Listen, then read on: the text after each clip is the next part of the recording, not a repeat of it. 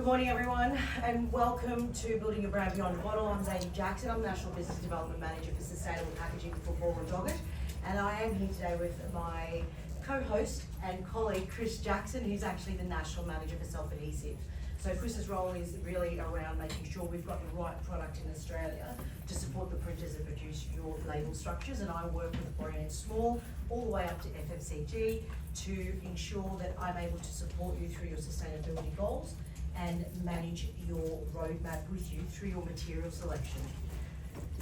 Now, we understand that the distilling industry really is in a challenging position moving through the next sort of 6 to 8 months coming up and more victorious than ever, but so are the brands from artisans right through to FMCGs as well.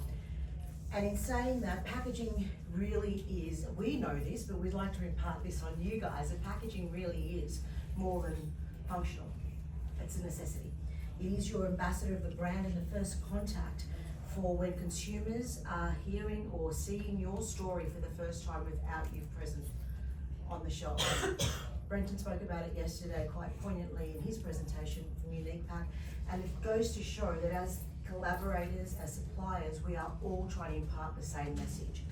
Now, the art of label is much more than the aesthetic appeal. It really is the strategic opportunity to communicate your brand's value and heritage and your vision. And Bill Harper spoke yesterday around that being not your brand, and he's right. You use your brand as the vehicle and conduit to communicate that information. Collaborating with strategic partners like ourselves, we are the material experts, and in the room you've got print experts and you're working with design. We have all our various level of technical expertise, and including the manufacturer of the vessels. This is where this combination of supply, collaboration and relationship comes from, and it actually stems into sustainability. But first, who is Ball & Doggett? Ball & Doggett is Australia's largest distributor of printable materials, press consumables and printing equipment. The Ball & Doggett Group comprises of Ball & Doggett Australia and BJ Ball New Zealand. Across the two businesses, we distribute in excess of 380,000 tonnes of materials per annum. We are part of the Oval Group, owned by Japan Paper and Pulp, positioning us as the key distributor in Australia with access to a global supply chain. Our broad-reaching locations supports the service requirements of our customers. We boast the largest converting site of its kind in the Southern Hemisphere, based in Braeside, Melbourne, Victoria, supplying the market nationally and converting over 20,000 tonnes of materials per annum for the print and packaging sector. Our focus is on our people, our products and our planet. We are in the position to partner with our customers to support their requirements for materials that elevates their sustainable roadmaps. So what makes a brand memorable? Is it just the product in the bottle? Or is it the story, the craftsmanship and the experience? Authenticity and provenance is probably one of the most important consideration to discover, because it's around not only your ingredients, but the provenance around where your materials are coming from in that life cycle analysis. What we can't ignore is that there is a packaging reform in this country, and whether you are small or large, eventually it will impact you, and it doesn't need to hurt. I think the smaller steps as you go through and educating yourselves, it allows you to start taking action. Because the reform, if you are putting packaging on market, so your bottles, your labels, your secondary packaging for seasonal gifting, it will eventually, in the next few years, we know we're all going to caretaker government or something or other, let's be honest, but that will determine where this reform for packaging lands, and I work really closely with those associations. And that's really my role, to be able to go small or big, contact us and we can help you take you on that journey. Or actually, if you don't have a sustainability consultant, as an example, we can support you in where that needs to go, and it's not expensive. It's not the $100,000 investment that you probably think it might be. Consumer experience and storytelling is really the conversation around why packaging is your port of call on shelf.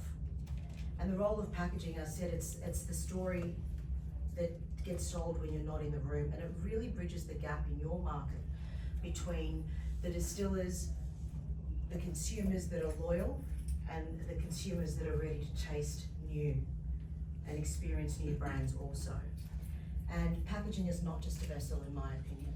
Packaging is the introduction to your brand. It's your brand ambassador. It's the design that really draws you in and differentiates you on a shelf. It's evoking the feeling. Bill spoke about that as well. Every time we look at a brand, we go to the shelf, whether it's for groceries or whatever the case is. It's about the feeling that your connection is bringing. And choosing the right supplier is so powerful, because there's some case studies that you'll see shortly. And this is where we're working with the distiller and the printer and myself in this instance to really shine for a brand on their behalf. Suppliers push boundaries, whether it's embellishments, a high build, a foil, but it's around creating the connection when they see that. It's about the on-shelf impact. We know the psychology around it. When somebody touches a bottle, your haptic sensory literally goes off tap and tells you psychologically you own it. And that's why texture is one of the best differentiators. Collaboration, and of course your secondary packaging as well. Sustainability is key. Remember, sustainability is not just environment, it is also about profit. So we need to be considerate of that and people. Let's hear from Amy from MCC. I think the other big thing that is why the Sip and Banter label is successful is colour. The colours were really important, and getting those colours to pop. I think the world of design semiotics is both complex and fascinating, and there are many elements that work to set expectations in our mind, and colour is a huge one, especially on shelf with that limited amount of time to grab a consumer's attention.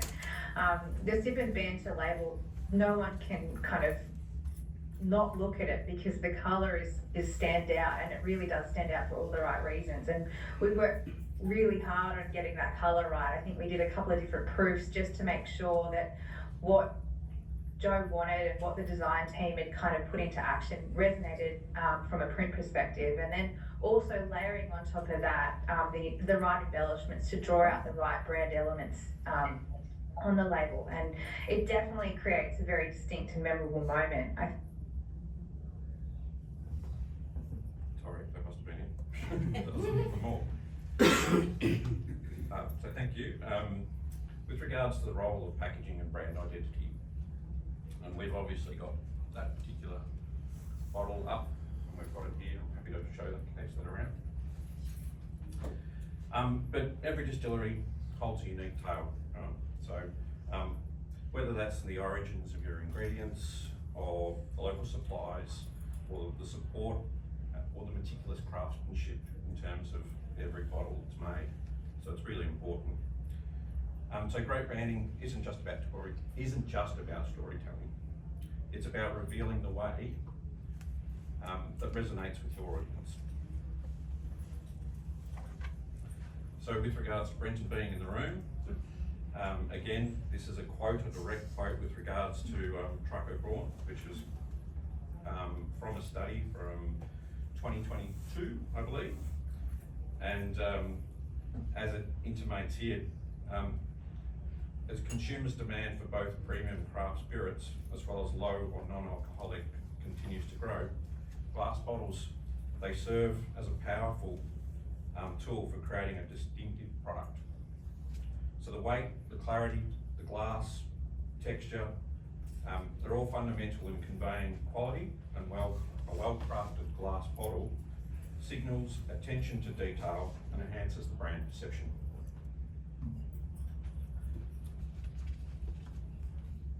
So supplier relationships, as Zadie was saying before, are integral to this process.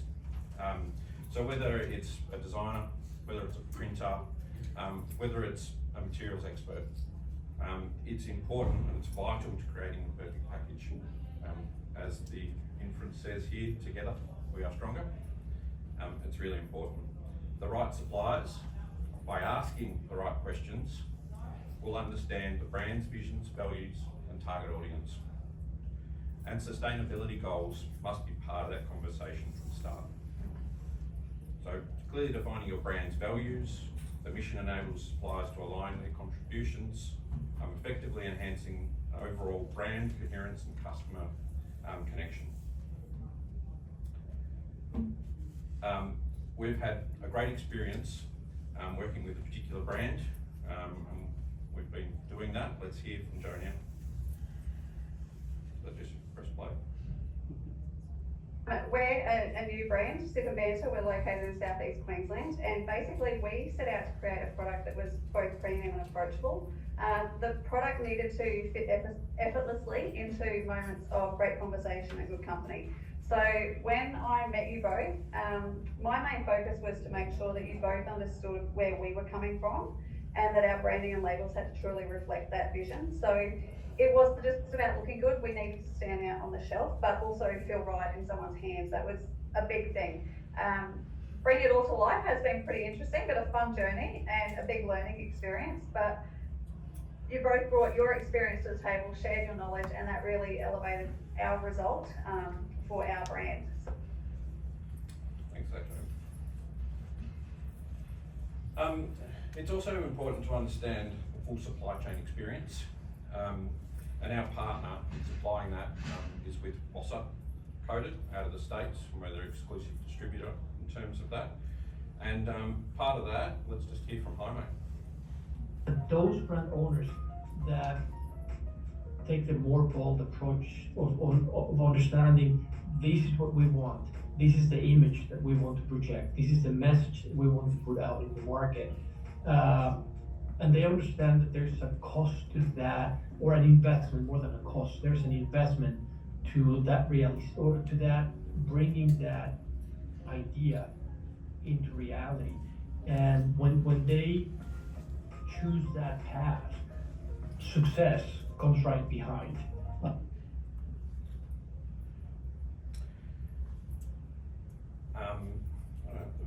Heading on this one. Sorry. Material choices. So when we're looking at material choices, it's really important necessarily when we look at, and we've got ERP up there, materials are both part of functionality but also design. They've got to work for both. Here's an example of that situation where customer wanted to rebrand, and they had a silk screen printed label, bottle, and they wanted to be able to rebound but use the existing materials that they had. And so they chose a material that they could label over the top of that information, still fit their sustainability requirements, but completely opaque over the top of that, and fit all the embellishments and the design and the authenticity that's necessarily needed. So that was on an over-opaque product that works extremely well in water and ice bucket situations as well. So it had a dual purpose in terms of functionality from that perspective.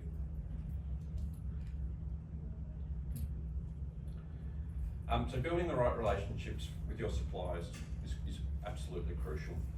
They're more than just vendors, and it should be partners in telling your brand story. This means you need to work closely with everyone to ensure that the material choice, every design choice, and every printing technique is aligned to your brand's mission. The right supplier will listen carefully to you and your brand's vision and your target audiences.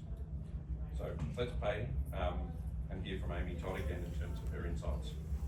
I think the other thing, in addition to colour for me, is that we know that if you can reinforce the characteristics of both the brand and the gin visually, you'll get a better engagement and experience with the end consumer. And I guess, how can a printer help with this? Well, we know that tactile signals, and I guess Zadie, you probably know this as well more than anyone, are extremely effective in getting consumers to pick the product up off shelf. And if you can get someone wanting to touch and feel something, they kind of take a bit of an ownership of it, and they unconsciously attach themselves to it. So it's less likely that they're not going to put it back onto shelf and they walk away with it and put it in their basket. And I guess that's why having a great paper stock is one of the foundations that I tell brand owners to focus on.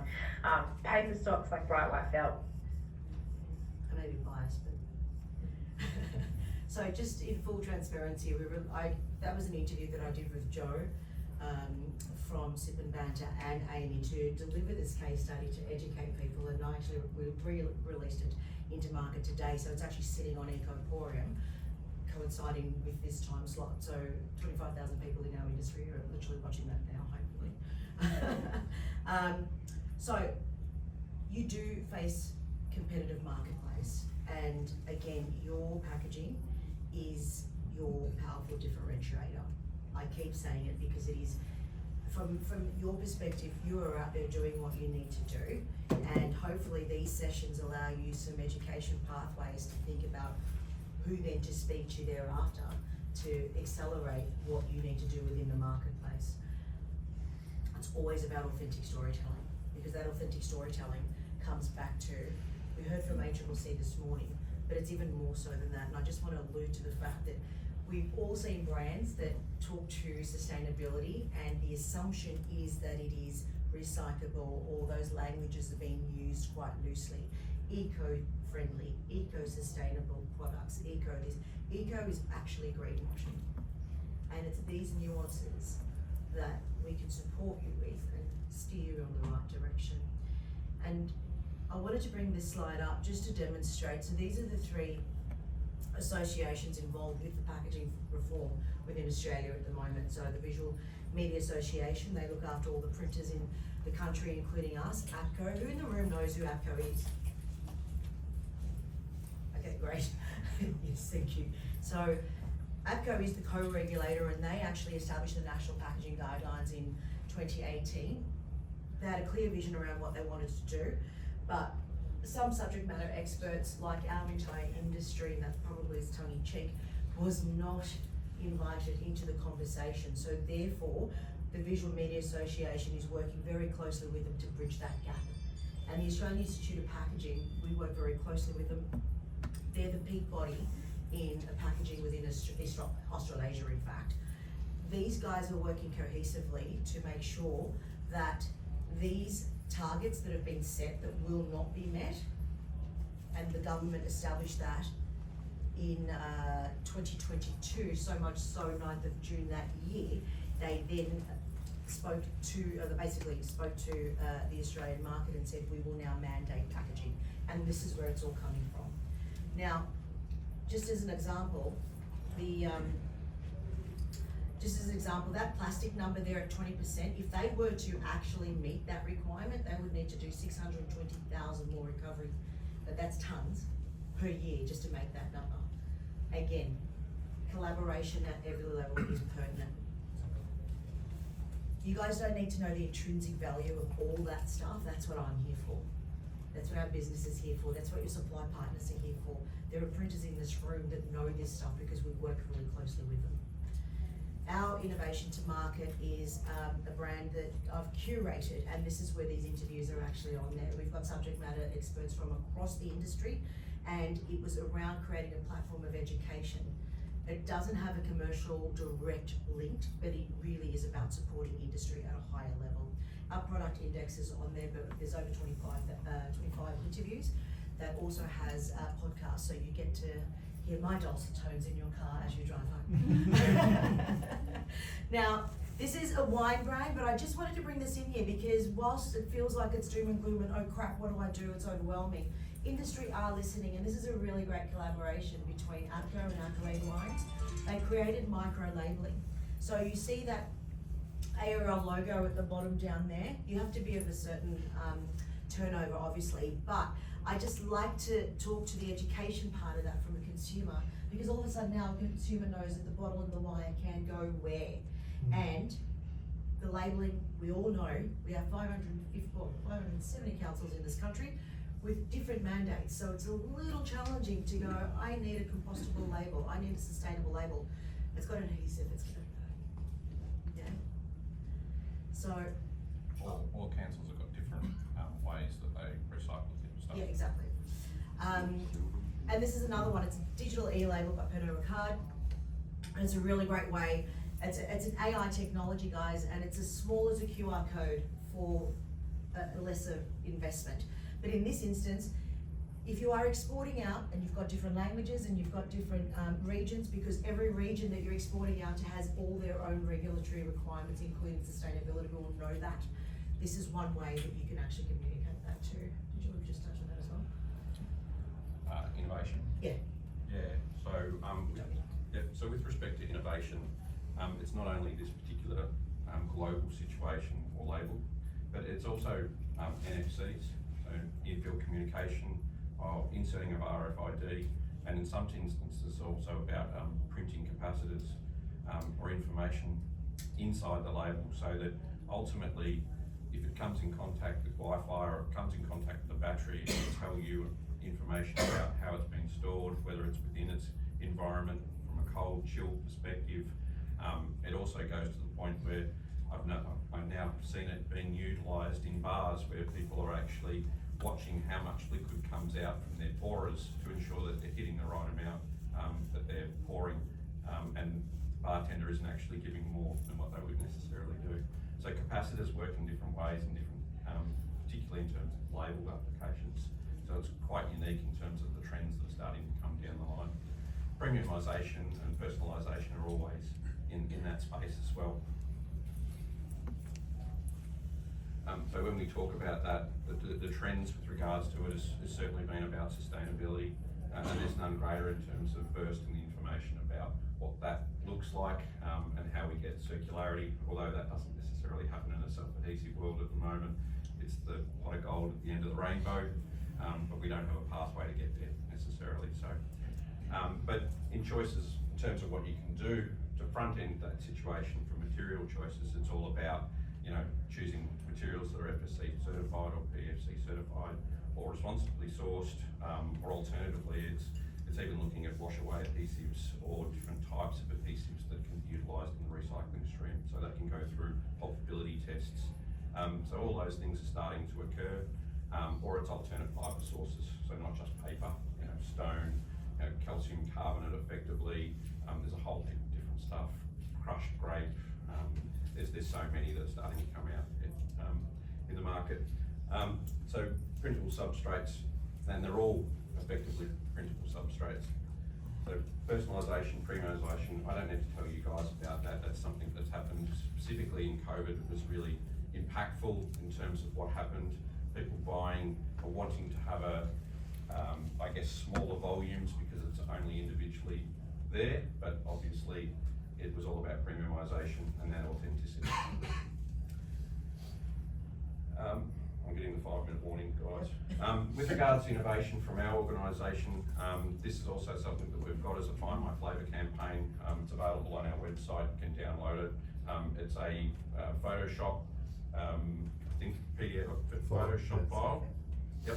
And effectively what you can do is you can grab your artwork and you can apply that artwork to the existing bottles that we've got on show, and you can choose from any of our materials and see what that would look like as a finished product. It has the ability to put a foil on it, a high build on it as well. So it's a really useful tool if you want to have for us it's an evergreen opportunity in terms of specifications, but from your perspective you would see how it would look online and get a feel for it. So that's a part of the innovation that we are able to bring to this experience as well.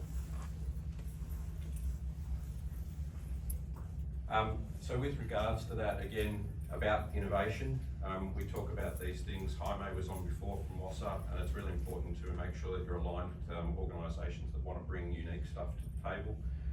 Neck labelling has always been something that's quite difficult to do on an uncoated material, and as a result it's historically always been on a cast coated, something that you're able to utilise.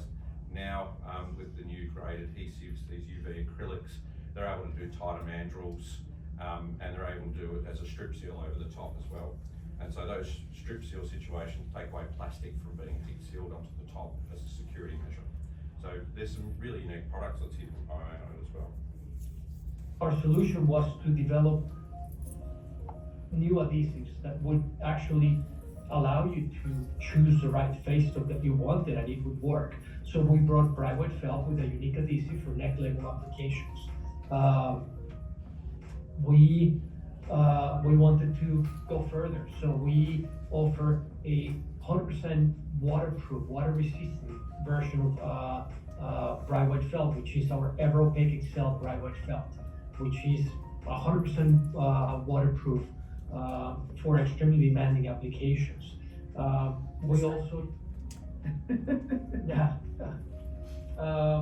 we also added a version with that it's 100% post-consumer based. You know, Bragg Shell has become our most popular product, not only Australia and New Zealand, but in the US, in Mexico, in Latin America, because of how unique it is and how versatile it is. That interview is also on that website I was telling you about before. Now, essentially, the path forward is about being brave, and it's about stepping out of your comfort zone, especially in sustainability. You guys know how to distill because you're bringing some of the most exciting spirits into this country, and I enjoy trying, I can assure you. But the future really is around collaboration, and it's that authenticity, it's the transparency, and it's around the connection that you're gonna get. And if you're committed to change, you're not gonna think of it as an overwhelming experience. And this is the future state, you know, supplier collaboration, brand value articulation to your supplier, and, you know, evaluate your materials that you're working with at the moment and how far you can push them. You know, we spoke about pushing boundaries, working with amazing printers, and fostering innovation. I think that's the most exciting part that we do. And I'm gonna go back to that challenge. How are you, or how is your brand going to exist beyond the bottle? We'll finish off on this.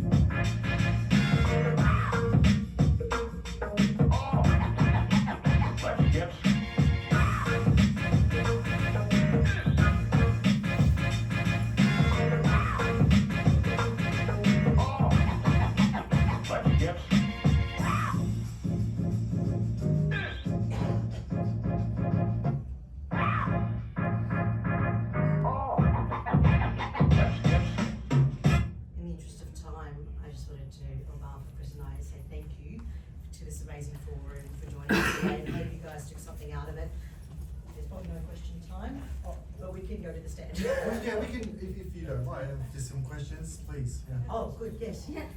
So we obviously supply packaging, and I mean, a lot of other brands that we work with are looking at regulatory, but also consumer requirements and retailer requirements. Obviously, regulatory is huge and coming soon, it seems like.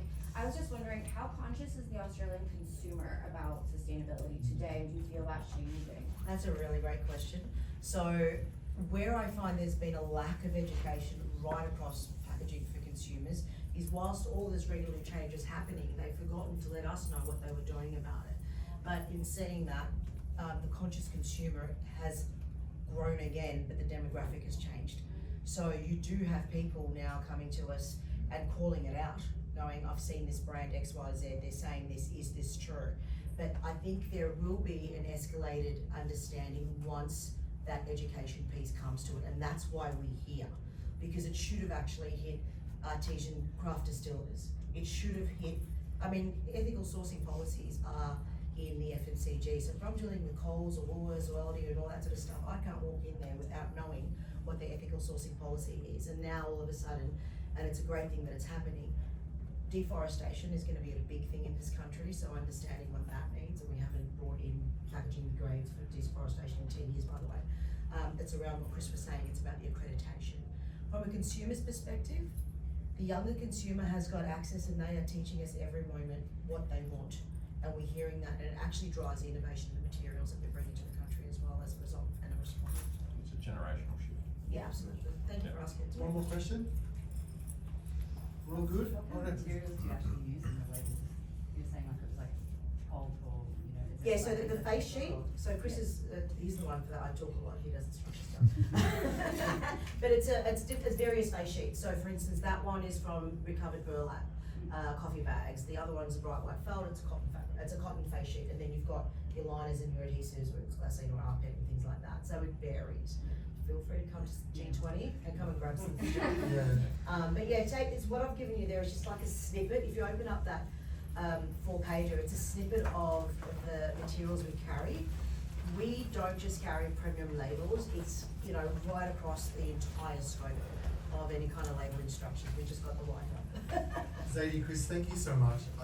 Exquisite packaging makes a huge difference, you know, at the point of purchase. And it's never been more cluttered out there, and you need that stand out, and I think you're in great hands. Thank you for your support at the conference this year. It makes it way more accessible for people to come when we've got amazing sponsors, but you know, then delivering this sort of content, which really is the value of coming to conferences. Absolutely. It's just a huge bonus, so thank you so much. It's been our honour to be part of this journey with you guys, so thank you so much for having us. Cheers.